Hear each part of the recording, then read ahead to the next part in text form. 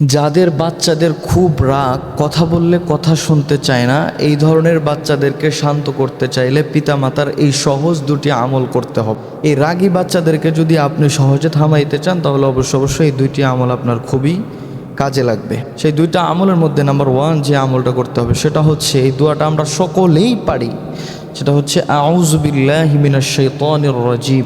এই দোয়াটি 7 বার অথবা 11 বার পাঠ করবেন। পাঠ করার পরে আপনার বাচ্চা যে পানি পান করে, যেই গ্লাসের মধ্যে পানি পান করবে ওই গ্লাসের মধ্যে পানি ঢালার পরে ওই গ্লাসের মধ্যে আপনি ফু দিবেন। এই আউযু বিল্লাহি মিনাশ শাইতানির রাজিম 7 বার অথবা 11 বার পাঠ করে ওই পানির মধ্যে ফু দিয়ে ওই পানিটা আপনার বাচ্চাকে পান করাবেন, অথবা যেই খাবারটা খাবে সেই খাবারের মধ্যেই দোয়াটা পড়ে এরপরে ওই খাবারটা আপনার বাচ্চাকে খাওয়াবেন।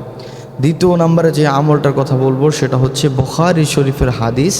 বুখারী শরীফ থেকে বলতেছি, পৃথিবীর ভিতরে যত বড় ধরনের ওলামা একরাম আছে, যত বড় ধরনের মুফতি মুহাদ্দিস যাই বলেন, তাদের কাছে যদি আপনার বাচ্চাকে নিয়ে যান, আপনার বাচ্চাকে শান্ত করার জন্য যদি তাদের কাছ থেকে তাবিজ চান বা তাদের কাছ থেকে পানি পড়া চান বা যেইটাই চান, তারা এই দোয়াটার মাধ্যমেই তাবিজ লিখে দেয় বা এই দোয়াটা পড়েই পানির মধ্যে ফু দিয়ে দেয়।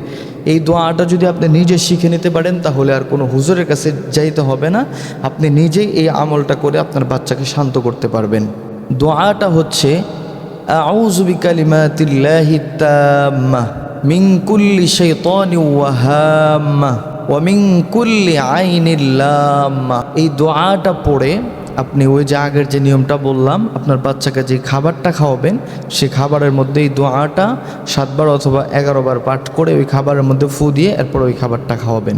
আশা করি ইনশাল্লাহ আপনার বাচ্চা শান্ত হয়ে যাবে। তবে একটা কথা আমাদের খেয়াল রাখতে হবে, বাচ্চাদের তরবিয়ত হচ্ছে সে যেটা দেখবে সেটা করবে। এখন আপনি মোবাইল দেখতেছেন আর বাচ্চাকে বলতেছেন যে মোবাইল দেখো না, বাচ্চার সামনে ফোন দেখতেছেন আর বাচ্চাকে বলতেছেন ফোন দেখো না, তাহলে তো আপনার কথা সে মানবে না। আপনি খেলা দেখতেছেন আর খাবার খাচ্ছেন, বাচ্চাকে বলতেছেন তুমি খেলা দেখো না বা খাবার খাওয়ার টাইমে ফোন দেখো না, তাহলে তো আপনার বাচ্চা মানবে না, আপনার এই কথা মানবে না। আগে আপনার শুধরাইতে হবে, মানে বাচ্চার সামনে এই কাজগুলা, যে কাজগুলা বাচ্চাকে দিয়ে করাবেন না সেই কাজগুলা বাচ্চার সামনে আপনিও করবেন না। আপনার আগে বাদ দিতে হবে, এরপরে আপনাকে বাচ্চাকে যখন এই কথাগুলো বলবেন তখন আপনার বাচ্চা এই কথাগুলো মানবে। তো আশা করি বিষয়টা বুঝতে পেরেছেন ইনশাআল্লাহ।